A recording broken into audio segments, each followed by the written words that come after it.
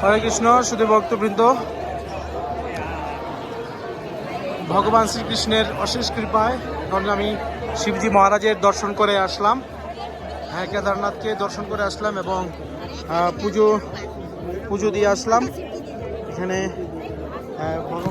শিবজিকে offer করা হয়েছে অন্ন, বস্ত্র আর বিভিন্ন উপাদান। ভক্তরা সবাই শিবজি মহারাজের কৃপা পাওয়ার জন্য সবাই এখানে বসে আছেন। হ্যাঁ, অসংখ্য ভক্ত।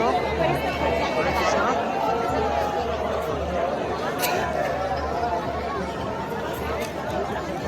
অনেকে লাইনেও আছে।